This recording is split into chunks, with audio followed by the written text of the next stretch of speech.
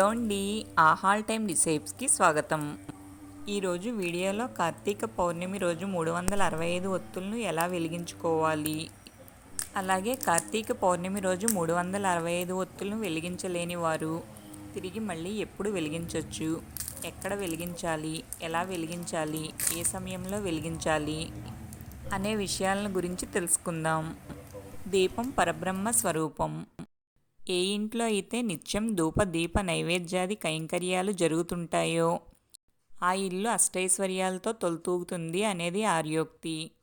నిత్యం ఇంట్లో దీపం వెలిగించడం శుభప్రదం. కానీ సమకాలీన జీవితంలో ప్రతిరోజు ఎవరూ దీపాన్ని వెలిగించలేరు. అందుకే కార్తీక పౌర్ణమి నాడు ఓ పద్ధతిని పెద్దలు సూచించారు.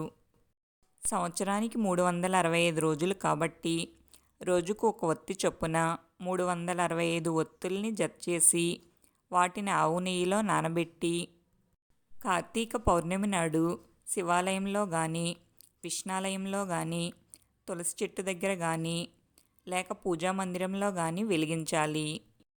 అలా వెలిగించడం వల్ల ఏడాది మొత్తం దీపాలు వెలిగించిన పుణ్యం లభిస్తుందని పెద్దలు చెబుతారు. కొందరైతే ఉపవాసం ఉండి ఈ 365 ఒత్తులను వెలిగించుకుంటారు.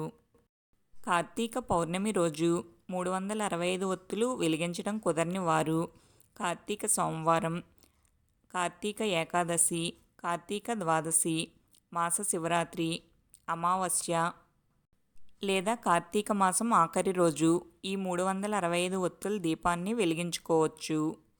కార్తీక సోమవారం వెలిగించేవారైతే ఉదయం లేదా సాయంత్రం వెలిగించుకోవచ్చు. ఈ రోజున తిథి నక్షత్రాలు చూడనవసరం లేదు. కార్తీక ఏకాదశి, ద్వాదశి ఇలాంటి రోజున వెలిగించేవారు ఏకాదశి, ద్వాదశి తిథులు ఎప్పుడున్నాయో చూసుకుని ఆ తిథి ఉదయం ఉంటే ఉదయం, సాయంత్రం ఉంటే సాయంత్రం, రోజంతా ఉంటే గనక ఉదయం లేదా సాయంత్రం వెలిగించుకోవచ్చు.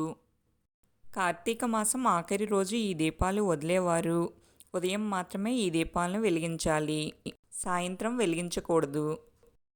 ఈ దీపాలను మట్టి ప్రమిదలో కానీ, కొబ్బరి చిప్పలో కానీ, పిండి ప్రమిదల్లో కానీ, అరటి డొప్పలోనైనా వెలిగించవచ్చు.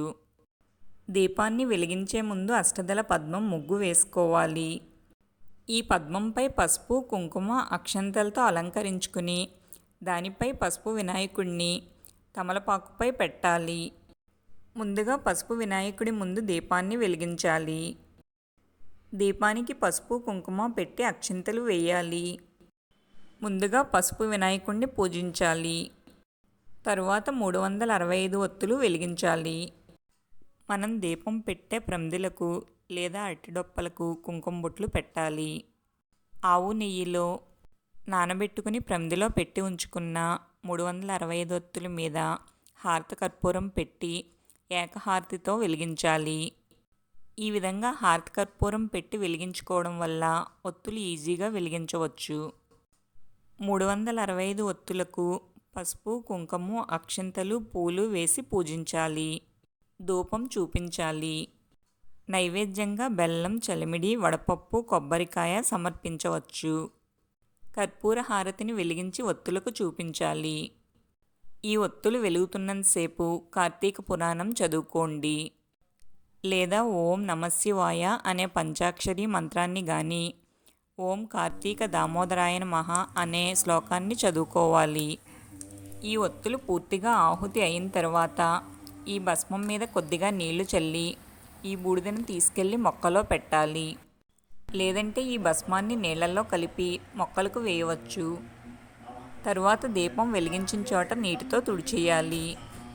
మీరందరూ కూడా కార్తీక పౌర్ణమి రోజు 365 ఒత్తులను వెలిగించి శివకటాక్షాన్ని పొందాలని కోరుకుంటున్నాను. మీకు ఈ వీడియో నచ్చితే లైక్ చేయండి, షేర్ చేయండి. మా ఛానల్ని ఫస్ట్ టైం చూస్తుంటే సబ్స్క్రైబ్ చేసుకోవడం మర్చిపోకండి.